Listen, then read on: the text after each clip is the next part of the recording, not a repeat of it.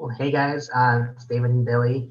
The governor just finished outlining and updating what's going on in Nevada and what steps we're taking. It looks basically like we're now on the path to reopening. What are your thoughts, Billy? Like right off the bat, we're basically by summer, we're essentially going to be open for business.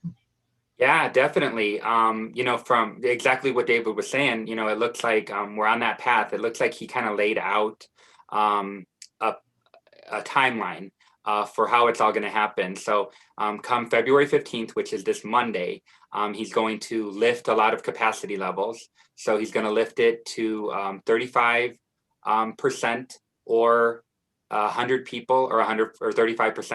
March 15th, he wants to go up to 50%. Or 250 individuals.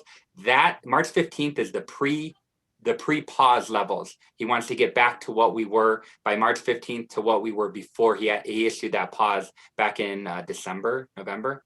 And then come May 1st, it sounds like that's when we're going to be working with, he says transition of local authorities. So we want to then transition to the local authorities to then consider how everything's going to start to reopen. Nothing for live entertainment specifically came up because I think we fall under these categories. But it was it looks like May 1st is when we start to get more to a little bit more normal. I think we're still going to have masks that we're wearing, and there's still going to be some social distancing and things like that. So don't misunderstand. I'm not saying that we're going to be completely open with no restrictions. There's still going to be some stuff, but it looks like come May 1st, which is right before the summer, time for a lot of things to open and that summer business to come in, we're going to transition to being a lot more open. Yeah, it looks like it's going to be 250 people or 50% capacity. So that's really going to give a lot of opportunity to the smaller shows that can survive off of a smaller room, which is good. I'm interested to know if that means we can start having people, or does that mean the production can start gathering, training, and all that kind of stuff? I guess the smaller productions don't really matter, but that'll be interesting, and it seems like I would imagine some productions are going to want to start to gear up. They're probably going to want to see some numbers to see who is actually traveling. Again, without the international traveler, it makes sense for a lot of small productions to be open, absolutely, but doesn't necessarily make sense for the bigger ones. But I imagine, like, I think last time we had briefly discussed the Scorpions and Usher for the summer. As far as I know, those are still plans that are moving forward. So this seems to kind of coincide with that, essentially saying we're on our way back to being open. This is a pretty big deal. I know it's not fast enough for a lot of people, but this is where we're at. There's nothing we can do about it. So this is a pretty big deal. Nightclubs, day clubs are still closed through May 1st. I'm going to assume they're probably going to open up at 50% capacity or something along those lines, similar to, because I guess that would fall into public gatherings. And it's really interesting. I mean, this seems to also come on the heels of the Biden administration's announcement that even more vaccines have been secured. So we're really headed for that. I mean, we're currently ahead of the 100 million people in 100 days right now, where I think we're averaging 1.5 or 1.7 million people a day, which is really great news. And it seems like that's actually going to continue to uptick. It looks like Walmart, maybe CVS, Sam's Club, looks like some of these private retailers are going to get into the vaccination business, and that should probably also really speed it up. Part of his press conference was talking about the vaccines and his plan for Nevada and how well he believes that it's going. So that it was really promising, and it made me feel really good about that. No, absolutely. I mean, it was kind of tough to hear him talk, discussing the kind of dark times that we had in the winter. We were looking at 2,000 plus daily. It's not good. And certainly wasn't sustainable. And I feel like he also left the door open saying if we are hitting these numbers again where it's surging, that he will scale it back again, which frankly makes sense for everyone's health. But also, I mean, I know I've talked about this before, but I would really like to see Vegas just become the safest place. It doesn't matter what you believe, don't believe, just make it the safest place you can be, and we will attract people coming here. There is a hunger and desire for people to be in Vegas. And obviously the people of Las Vegas want to be working and want to be out there either doing their art, putting themselves out there, or going back to work to find kind of a normal routine.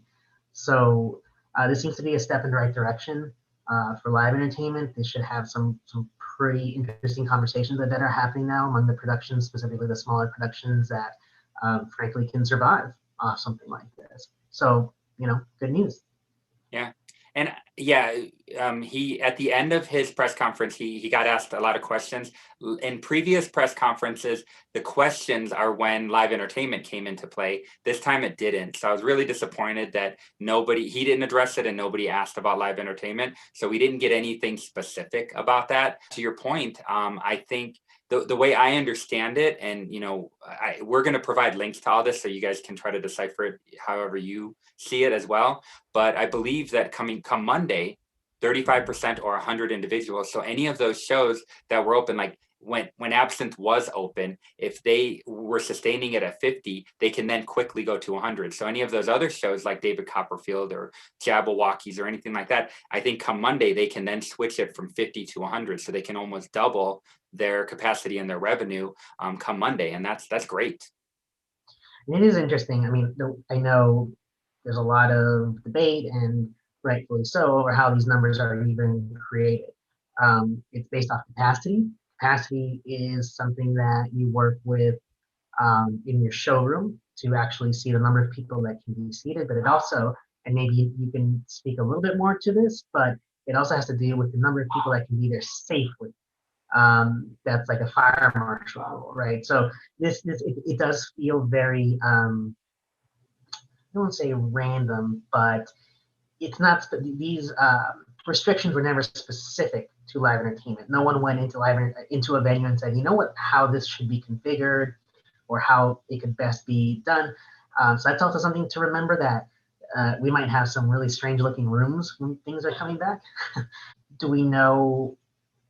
For example, we're going to have to get clarification on if that 25-foot moat will continue to exist, which I imagine it would need to, I think, because the social distancing is still going to be happening.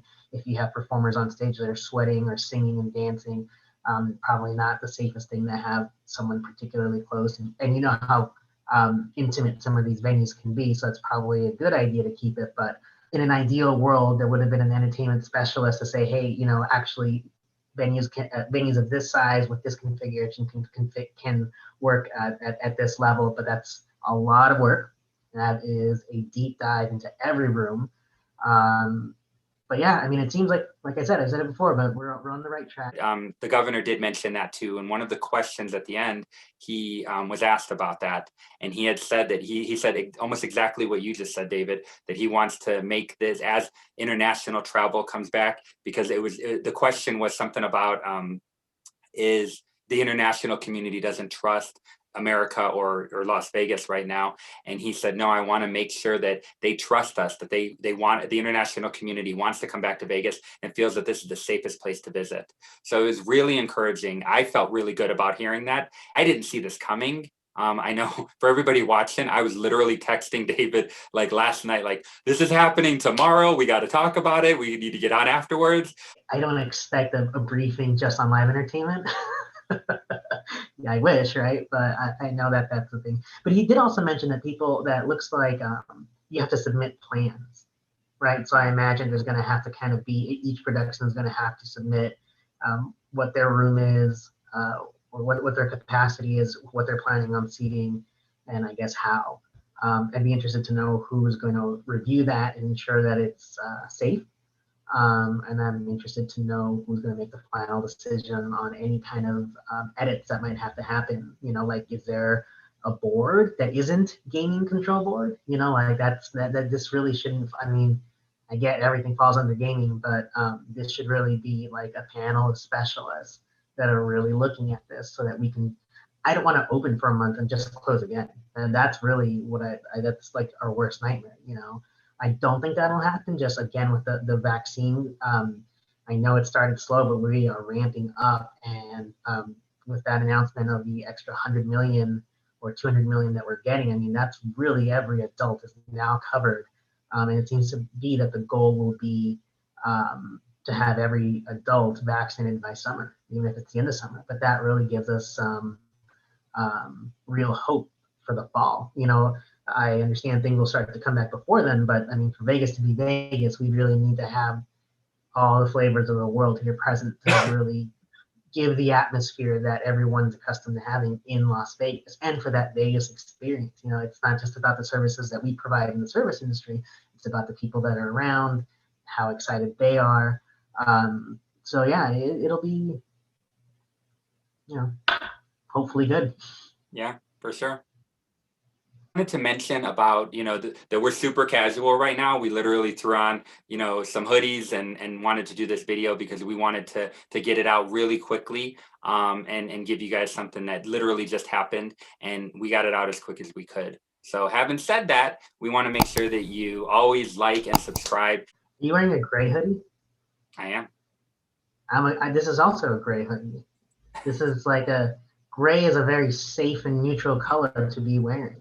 It is. But I'm a big fan of hoodies. I love hoodies. The hoodie might be the single greatest invention ever. And if it's under 75 degrees in this city, I'm wearing a hoodie. It's true. Absolutely.